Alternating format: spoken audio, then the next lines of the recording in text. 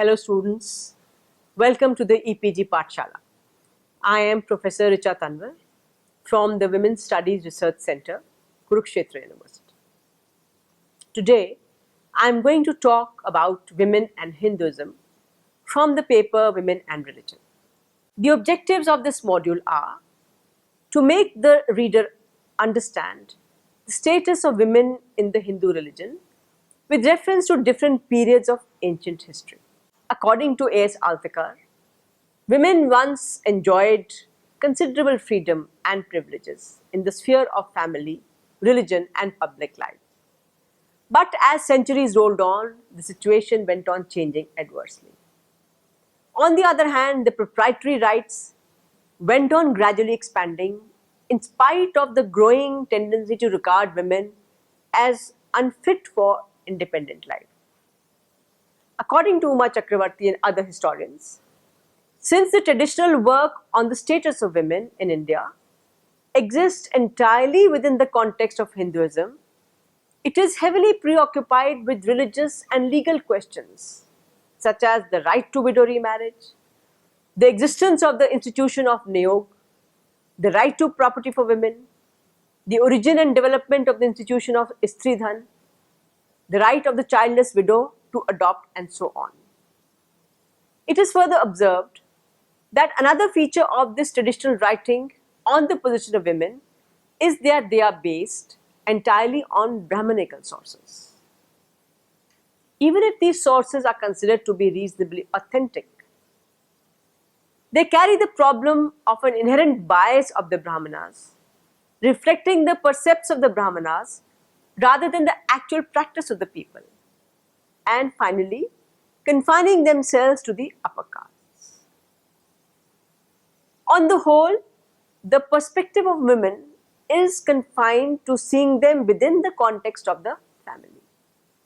It is the status of women within the family and primarily in the relationship of wives to husbands with which the traditional writers have been concerned.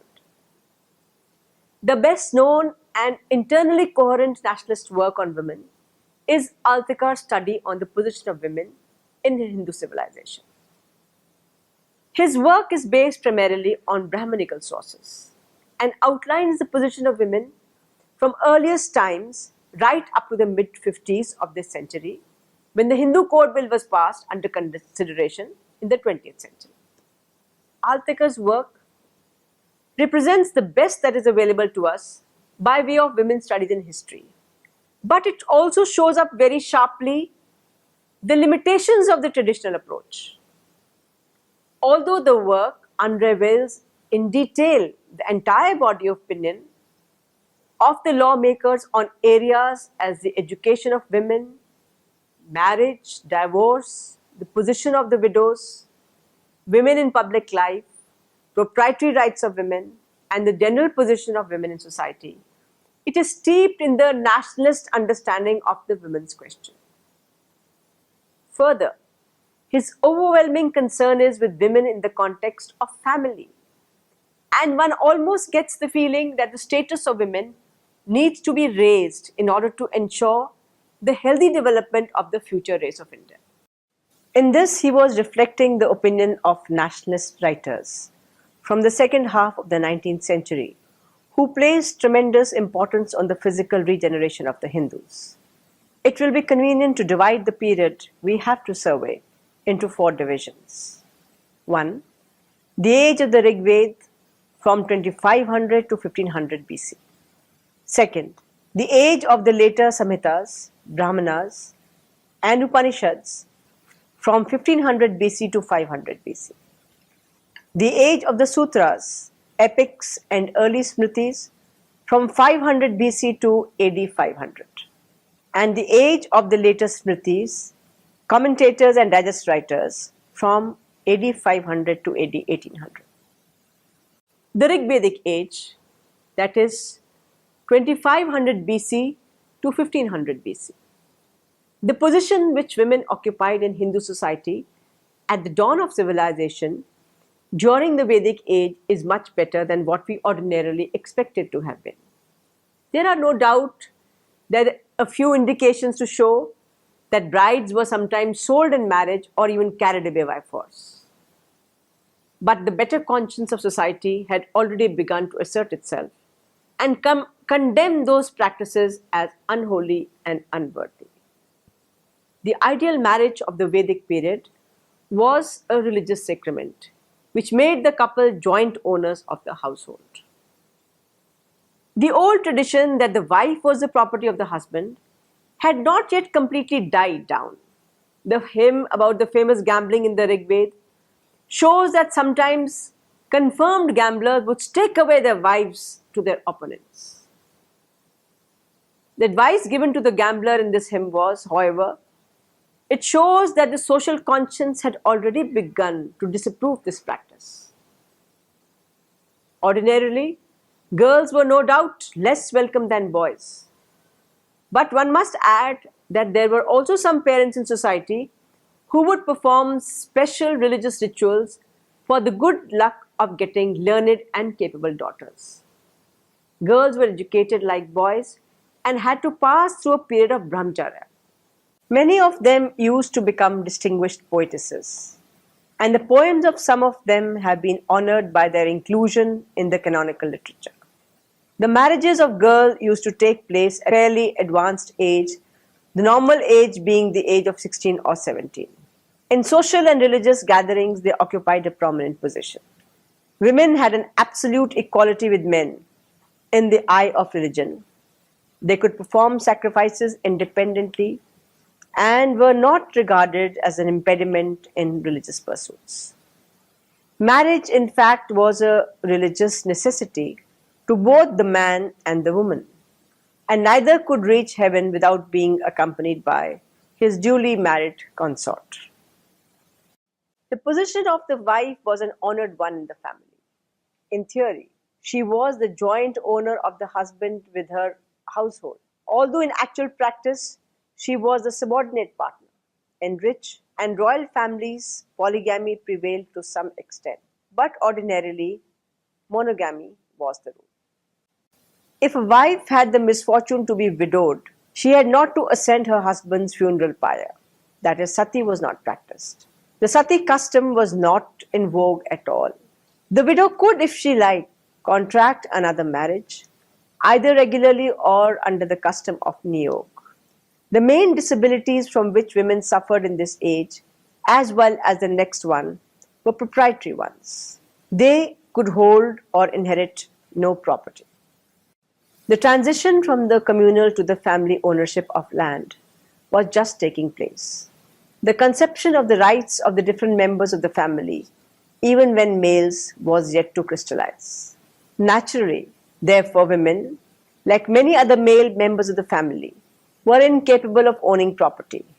The patriarch was its sole owner and guardian. From the internal evidence of the Rig Veda, it appears that the concept of individual ownership was not prevalent in the early Vedic age. Reference to commonwealth or collective ownership are found abundantly in the Rig Veda. Tribal bond of kinship was an essential feature of the early Vedic society, and as such, tribal wealth was divided among the constituent clans and subclans. This is attested by the passing passages referring to Varya and Bhaga, which were the Rig Vedic terms of division. Land was not any form of property in the early Vedic age because agriculture was then hardly known. Even when agriculture was introduced in later Vedic age, land was subject to joint or corporate holding, so the question of individual ownership and inheritance of land could not arise at all. Evidences of some kind of individual possession is found in the later books of the Rig Veda. That in the later period of the Rig Veda, even women were entitled to have some share of cattle wealth as marriage gift is suggested in the wedding hymn. The term mentioned here is Vahatu, which has been explained by Sayana as cow and other gifts given for pleasing the girl. Needless to say that the Vedic society, owing to its pastoral background, was essentially patriarchal, which is attested by the abundance of misogynistic passages in the Vedic texts. Example, in the Satapatha Brahman, it is stated that women own neither themselves nor an inheritance. Yaska in his Nirukta says that women are not entitled to partition and inheritance. But whatever was the attitude towards women, it was not possible in practice to suppress all their property rights, especially owing to the fact that there were parallel traditions everywhere which could not be ignored by the Vedic lawgivers. The term parinaya has been used in the Tatirya Samhita, indicating the authority of the wife on family resources. This reoccurs in the Purva Minimum Sasutra of Gemini, which has been explained by Sabara in terms of possessing certain forms of property by the wife, and almost in the same sense the term has been used by Manu. It should, however, be stressed that although the concepts of property and division are found in the Vedic texts, especially the later ones, in that formative period of economic life, there was a natural contradiction between the social and individual ownership. The Dharam Sutras are openly in favor of an extremely patrilineal form of inheritance, in which, in the absence of sons, the property will rather go to the near and remote agnates of the property holder, who are male, than to his own daughters. The age of the later Samhitas, Brahmanas and Upanishads, that is from 1500 BC to 500 BC. The change which took place during this period in the position of women was gradual. Their proprietary rights continued to be unrecognized, the only exception being in favor of marriage gifts of movable property. In the higher sections of society, the sacred initiation of girls was common, Upnayana, and they subsequently used to go through a course of education. Some of them used to attain distinction in the realm of theology and philosophy, and a considerable number of women used to follow the teaching career. There was, however, a gradual decline in female education as the period advanced. The system of sending out girls to famous teachers or centers of education came to be discouraged. It was laid down that only near relations like the father, the brother, or the uncle should teach them at home. Naturally, therefore, religious and secular training became possible only in the case of girls of the rich and cultured families. As a consequence, there arose a tendency to curtail the religious rights and privileges of the average woman, and in many functions in the sacrifice, which formerly could be performed by the wife alone, now came to be assigned to male substitutes. In cultured families, women used to recite their Vedic prayers every morning and evening and perform sacrifices on their husband's behalf when they were otherwise preoccupied. The marriage age of the bride continued to be about 16. In practice, if not in theory, brides had some voice in the selection of their partners in life, and Swamvar was fairly common in Kshatriya circles.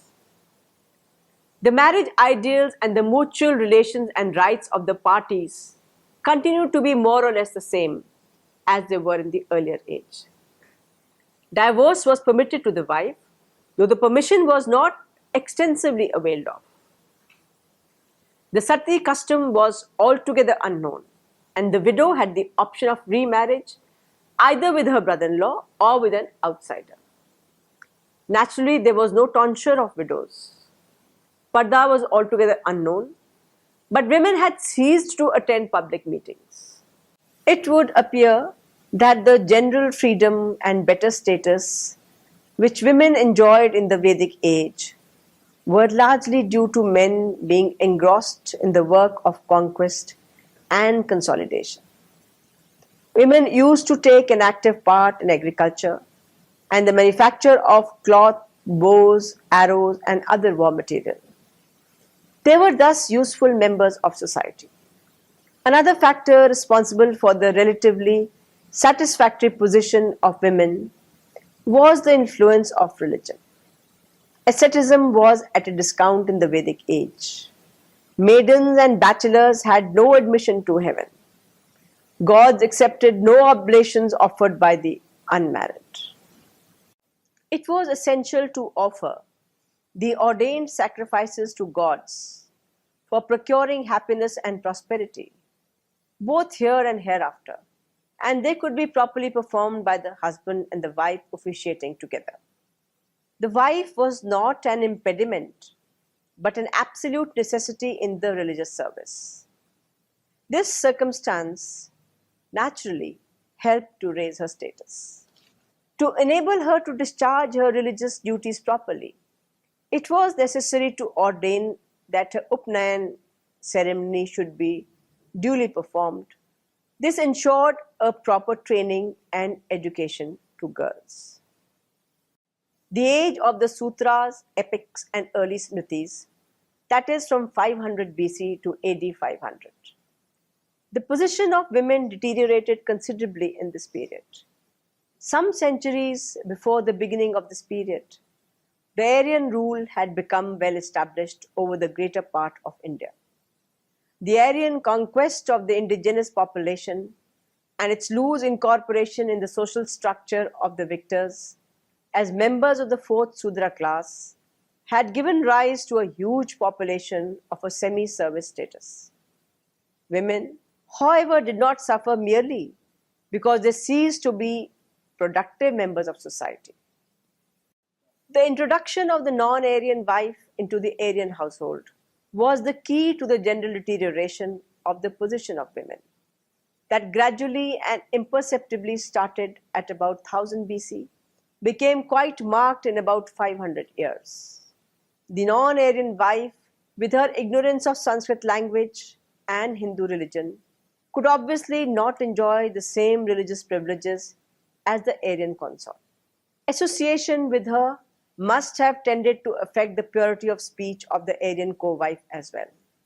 Very often, the non-Aryan wife may have been the favorite one of her husband, who may have often attempted to associate her with his religious sacrifices in preference to her better educated but less loved Aryan co-wife. Very often, the non-Aryan wife may have been the favorite one of her husband, who may have often attempted to associate her with his religious sacrifices in preference to her better educated but less loved Aryan co-wife. This must have naturally led to grave mistakes and anomalies in the performance of the ritual, which must have shocked Orthodox priests. The first remedy they must have thought was to declare the non-Aryan wife to be unfit for association with her husband in religious rituals. The black non-Aryan wife may be her husband's associate in pleasure, but not in religious rituals, say several authorities. But a mighty king, maddened with love for his non-Aryan beloved, was not to be dictated by the priesthood dependent upon him for its subsistence.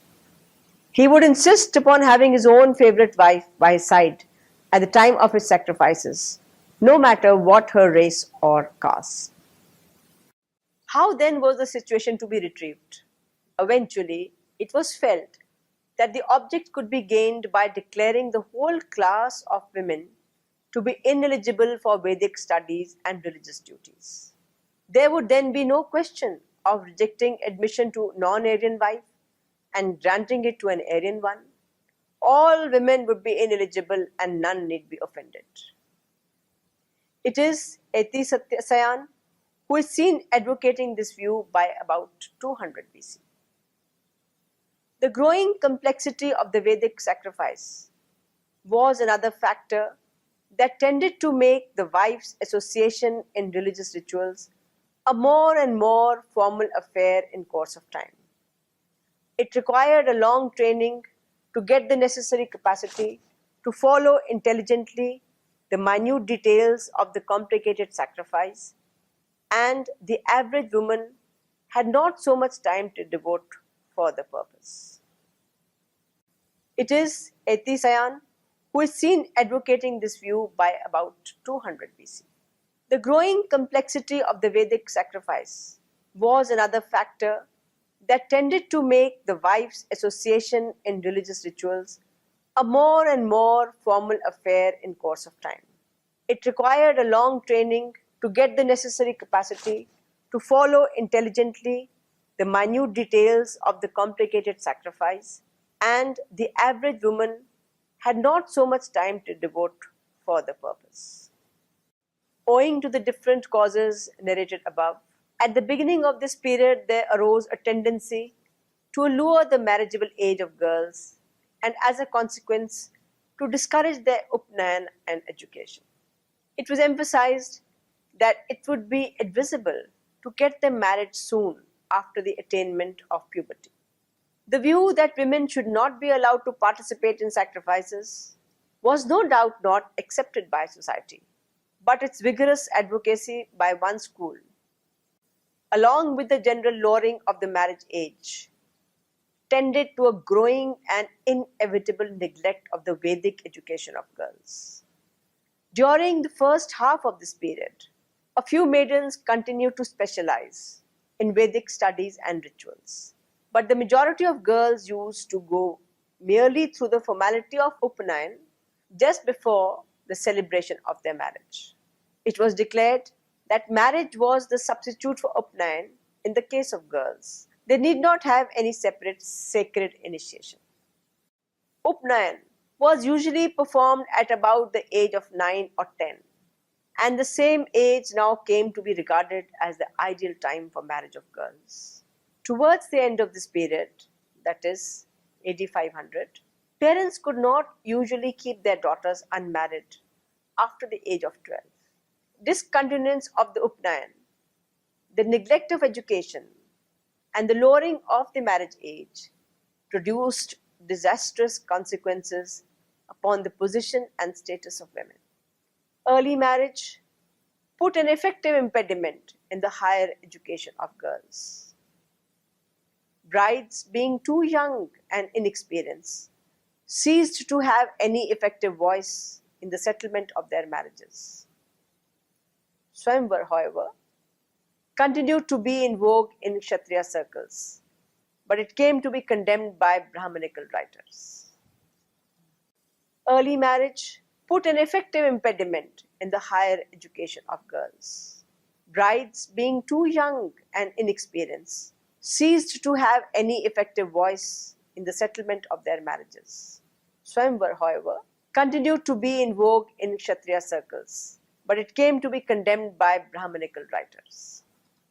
Marriage was regarded as a religious sacrament in the Vedic period also, and yet society was permitting divorce and remarriage in exceptional cases.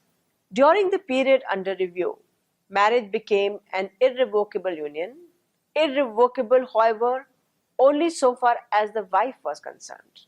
The husband could discard his wife for the grave offense of not being sufficiently submissive.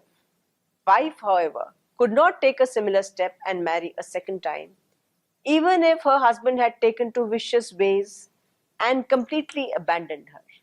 This differential treatment was due to the simple fact that women were no longer able to effectively oppose these absurd theories and claims, most of them being uneducated and quite ignorant of their former status and privileges. The period of 500 years between 200 BC and AD 300 was a very dark and dismal one for northern India. The fertile plains of the Punjab and the Gangetic Valley were subjected during this period to one foreign invasion after another. First came the Greeks, who under Demetrius and Menander, 190 to 150 BC, were able to penetrate right up to Patna in Bihar. Then came the Scythians and the Parthians, 100 BC to AD 50, whose frightful wars of conquest reduced Hindu population by one half, 25% being killed and 25% being enslaved and carried away. These barbarians were followed by the Kusanas, who succeeded in overrunning practically the whole of northern India by the middle of the 2nd century AD. Then came the Scythians and the Parthians, 100 BC to AD 50, whose frightful wars of conquest reduced Hindu population by one half, 25% being killed and 25% being enslaved and carried away. These barbarians were followed by the Kusanas, who succeeded in overrunning practically the whole of northern India by the middle of the 2nd century AD. Political reverses, war atrocities, and the decline of population and prosperity naturally produced a wave of despondency in society. It facilitated the spread of the ideal of renunciation, sannyas, which, though held before society by Upanishadic Buddhist and Jain teachers, was meeting with stubborn opposition in the Hindu community. The new development affected the position of the widow adversely in many ways.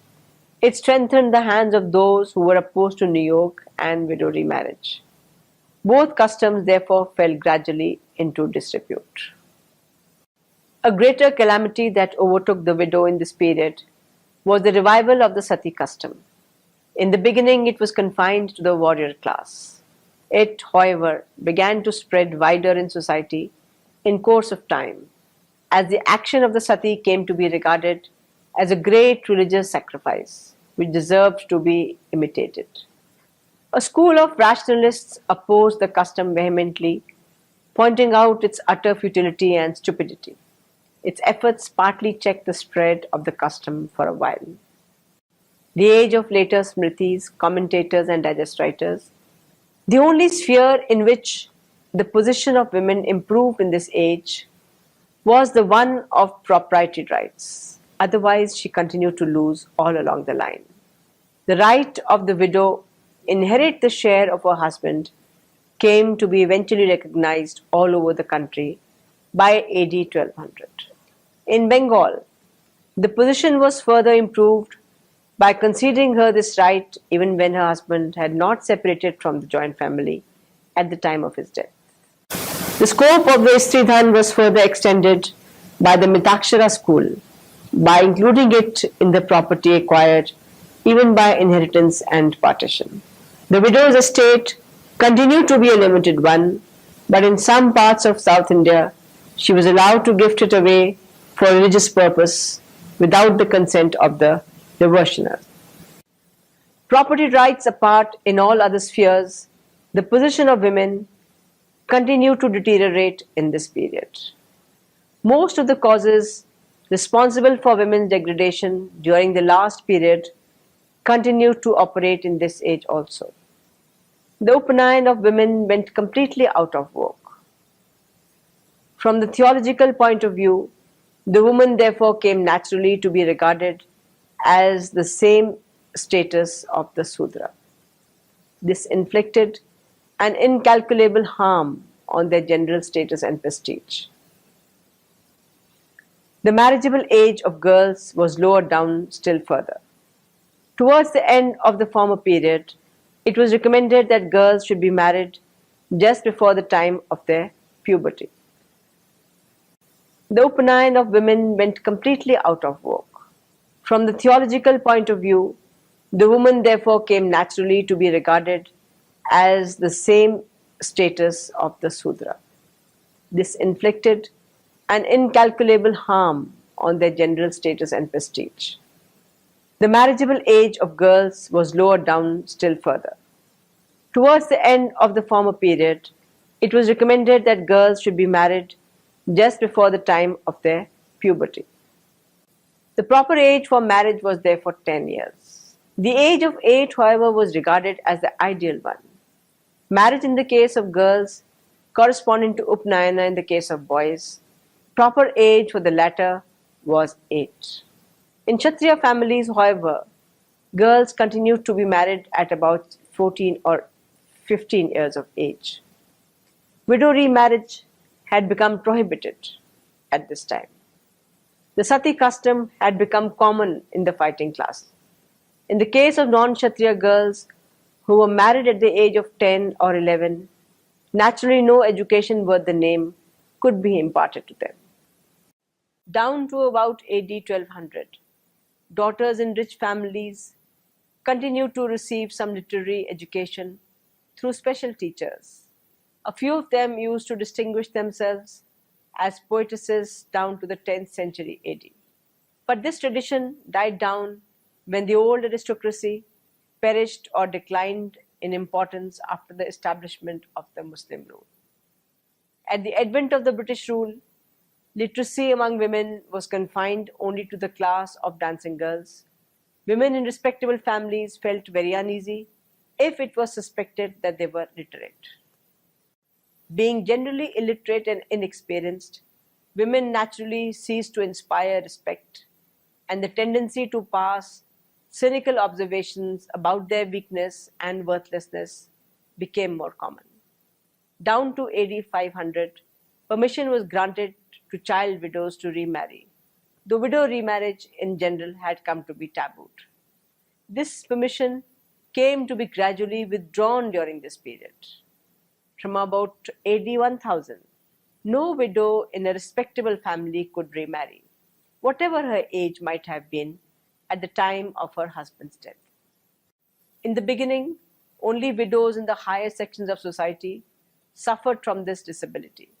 But in the course of time, it came to be extended to the widows of those lower classes also, which were anxious to be considered respectable. The prohibition of widow remarriage came to be regarded as the most important criteria of the respectability of a class down to the beginning of the present 20th century. The tonsure of the widow came into vogue by about the 8th century AD.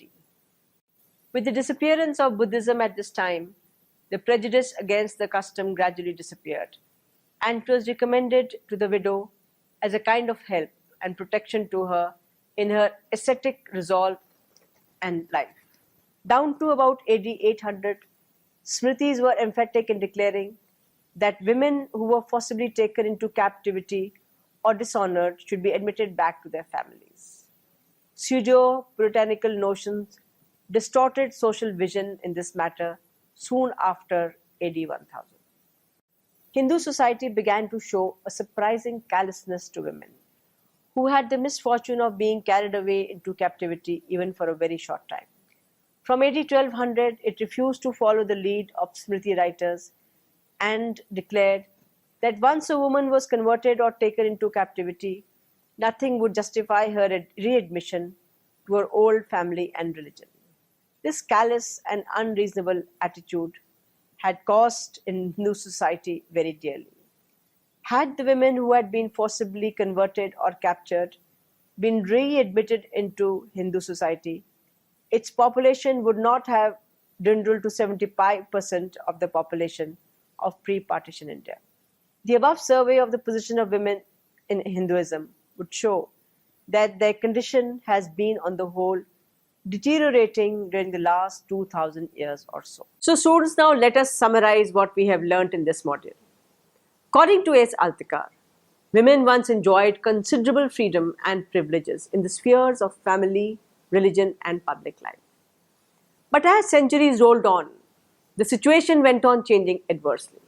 On the other hand, the proprietary rights went on gradually expanding in spite of the growing tendency to regard women as unfit for independence.